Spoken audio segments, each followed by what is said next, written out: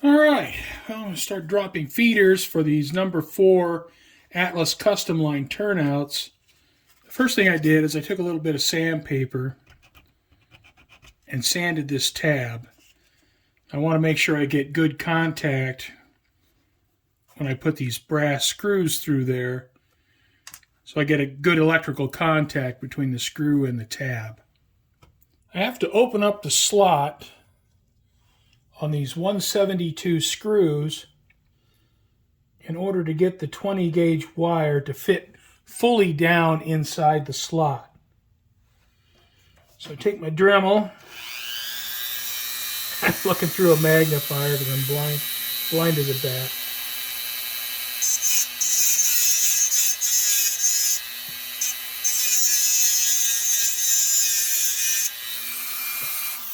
That's about all my fingers can take because they're getting hot. Now you can see the 20 gauge wire fits down inside that slot so I can get a good solder connection.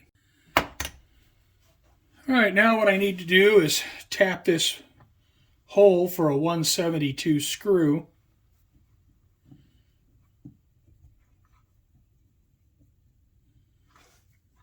I need to be a little bit careful. This tab on the turnout is not all that robust, and neither is the tap. So, all right, I have the tap in far enough. I don't feel like it's cutting any more threads, so there's no sense running it in any farther. And I want to stabilize it getting it out because I don't want to bend anything and break the tap or the tab. All right, go ahead and put the screw in place.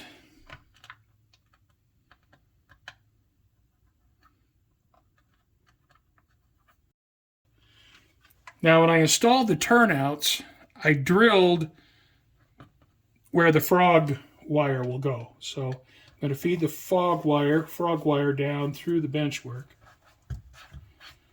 And I'm going to go under and make sure I have enough length to reach the tortoise machine. All right. So I'll go ahead and cut this off.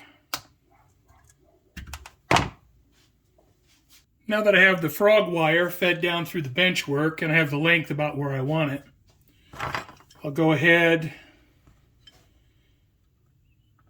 and run the 172 screw down until it's snug.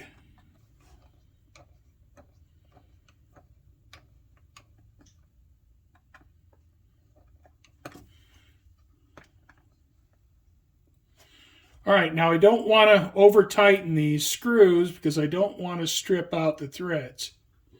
But I need to get them tight enough where they make good contact. Now this works out with this, the slot in the screw is going the same direction as the rail. It's going to make it easier to strip this wire, bend it to fit in that slot. I'm going to want to strip this wire far enough down so there's no chance of any blue insulation showing. And just bend this over at a 90-degree angle.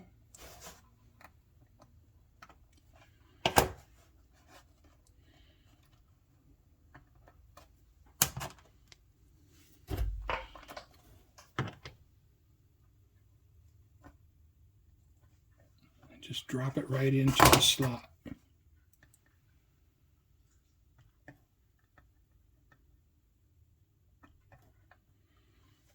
All right. Put a little bit of flux on that.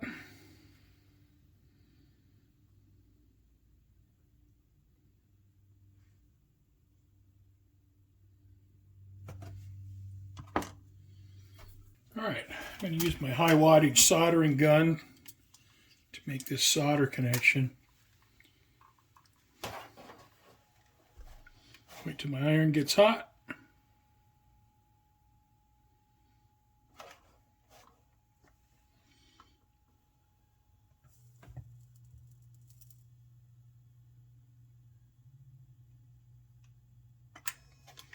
All right.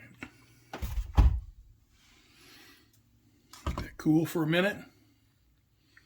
And I'll give it the pull test. All right, stuck on there good.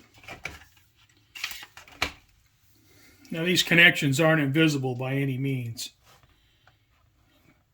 But, it's just what I have to work with using these Atlas custom line number 4 turnouts. In some of their other turnouts, like the curved turnout, the number 8s, they put the tab out here.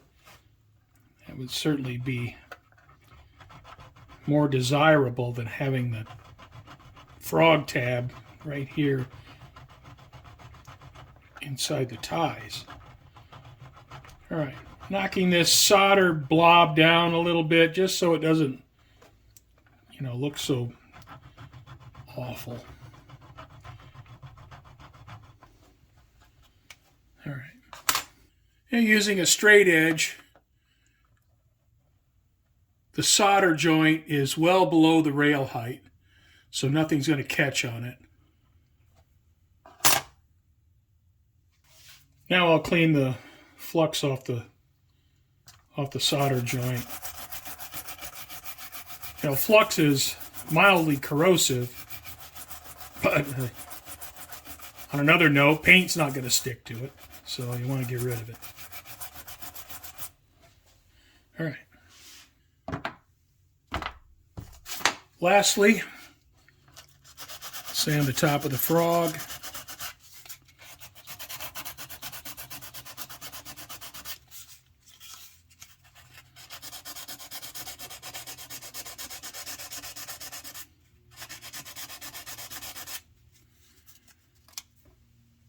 So check for continuity. Here's my frog wire.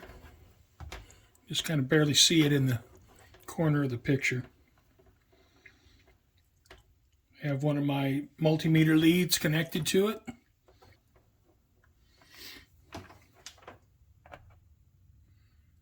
You can see I have 0.3 ohms resistance between the frog and the end of the frog lead. So now my frog lead is ready to connect to the tortoise switch machine.